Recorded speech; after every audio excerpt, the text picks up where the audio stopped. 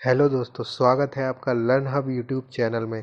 अगर आप स्टूडेंट हैं और पढ़ाई करते हैं तो अभी इस चैनल को सब्सक्राइब करें। मेरा नाम है रोहित गुप्ता और ये अनकन्वेंशनल मशीनिंग के कंप्लीट कोर्स में आज आप लोग देख रहे हैं लेक्चर नंबर 3। तो आज की इस लेक्चर में मैं आपको पढ़ाऊंगा एब्रेसिव जेट मशीनिंग क्या होती है और ये इससे हम लोग मशीनिंग कैसे करते हैं, जो कि एक अनकन्वेंशनल या नॉन ट्रेडिशनल मशीनिंग का एक पार्ट है, टाइप है। तो चलिए स्टार्ट करते हैं एब्रेसिव जेट मशीनिंग से। तो सबसे पहले ये जान लीजिए एब्रेसिव जेट मशीनिंग क्या होती है। देखिए कि जब भी आप जैसे मान लीजिए घरों में सफाई करते हैं तो पानी की जेट लेते हैं और उसको सरफेस पे मारते हैं, तो उससे क्या होता है, उसकी जो सरफेस के ऊपर जो गंदगी होती है या फिर जो कूड़ा करकट होता है वो बाहर चला जाता है। उसी प्रकार अगर हम उसी पानी में अगर हम एब्रेसिव पार्टिकल मिक्स कर दें, तो अभी पानी स्ट्राइक कर रहा था ज़मीन पे तो केवल उसके जो अनवांटेड पार्टिकल है वही रिमूव आउट हो रहे थे, लेकिन अब एब्रेसिव उसकी जो ऊपर का सरफेस का मटेरियल है उसको ही रिमूव कर देंगे। तो यही कॉन्सेप्ट लगता है यहाँ एब्रेसिव जेट मशीनिंग में। तो एब्रेसिव जेट मशीनिंग में क्या कहते हैं, एब्रेसिव की एक मिक्सचर होता है एब्रेसिव पार्टिकल का, उसको कंप्रेस्ड एयर से हम लोग वर्कपीस पर हाई वेलोसिटी के साथ स्ट्राइक कराते हैं, तो जिसकी वजह से इस एब्रेसिव पार्टिकल वर्कपीस के मटेरियल को रिमूव आउट कर देते हैं। और ये बहुत ही स्पेसिफिक जगह पे होता है, इसलिए हमें जैसी मशीनिंग करनी होती है हम लोग वर्कपीस को या फिर जेट को मूव कराकर उस प्रकार उसकी मशीनिंग करा सकते हैं। तो बेसिकली इसमें याद क्या रखना है, वेलोसिटी ऑफ एयर कितनी होती है, 150 से 300 मीटर पर सेकेंड। 150 टू 300 मीटर पर सेकेंड की एयर की वेलोसिटी के साथ एब्रेसिव पार्टिकल को मिक्स किया जाता है। ठीक है, प्रेशर 2 टू 10 मेगा पास्कल इसमें प्रेशर दिया जाता है।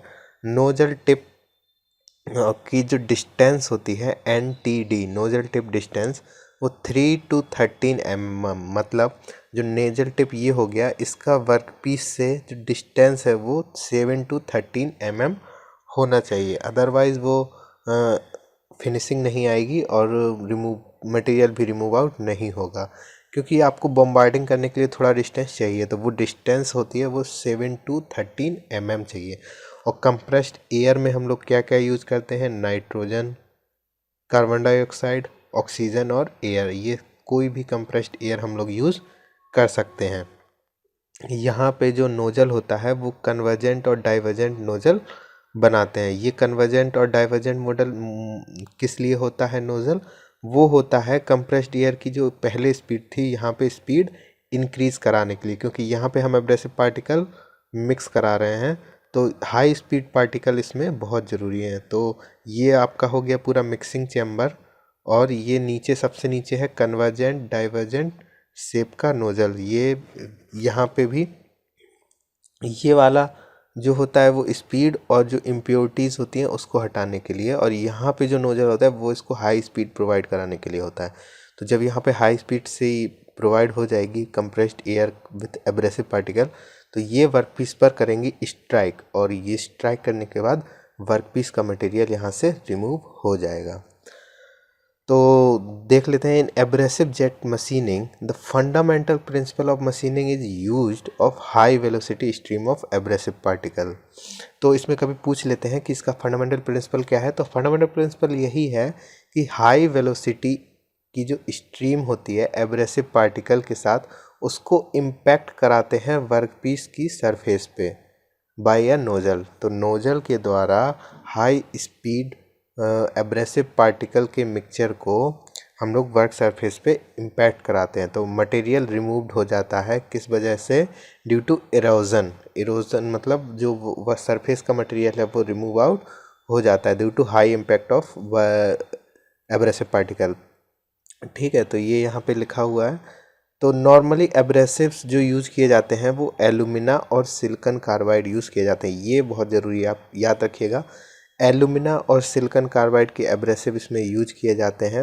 और for machining sodium bicarbonate and MgCO3 for polishing and finishing. देखिए अगर आपको पूछा जाए कि मशीनिंग के लिए क्या यूज किए जाते हैं, तो एल्यूमिना पार्टिकल और सिलिकॉन कार्बाइड पार्टिकल। लेकिन अगर आपसे पूछा जाए पॉलिशिंग और फिनिशिंग के लिए कौन से एब्रेसिव पार्टिकल यूज किए जाते हैं, तो उसके लिए सोडियम बाइकार्बोनेट और MgCO3 पार्टिकल यूज किए जाते हैं। आई होप आप लोग इसको याद रखेंगे और समझ गए होंगे। चलते हैं नेक्स्ट इसके एडवांटेज पर। इसका मेन एडवांटेज है बहुत लो कॉस्ट है, इजी ऑपरेट है, मतलब आराम से ऑपरेट हो जाती है, कॉस्ट भी सस्ती है और हीट जनरेशन भी बहुत कम होती है। दूसरा कुछ डिसएडवांटेज है, इसका MRR जो होता है वो पुअर होता है और उसकी सरफेस फिनिश भी बाकी कन्वेंशनल प्रोसेस से बहुत बेकार होती है। और इसका एप्लीकेशन सबसे ज़्यादा ज़रूरी है, इसका एप्लीकेशन इसका है कि sand blasting for polishing and scale removal of boiler. देखिए, जब हमें कभी सैंड ब्लास्टिंग करनी होती है तो भी हम एब्रेसिव जेट मशीनिंग का यूज़ कर लेते हैं, ठीक है। और उसके बाद अगर हमें कभी बॉयलर में देखे होंगे कि स्केल पपड़ी मतलब जम जाती है बॉयलर के चारों तरफ, तो अगर उसको रिमूव करना है तो भी हम लोग एब्रेसिव जेट मशीनिंग का ही यूज़ करते हैं। तो आई होप आप लोग समझ गए होंगे एब्रेसिव जेट मशीनिंग के बारे में। अगर इस एब्रेसिव जेट मशीनिंग के बारे में कोई भी डाउट हो तो आप मुझे कमेंट करके बता सकते हैं और मुझे फॉलो कर सकते हैं। और इस वीडियो को लाइक कीजिए और ज़्यादा से ज़्यादा शेयर कीजिए। मिलते हैं नेक्स्ट वीडियो में। Thank you.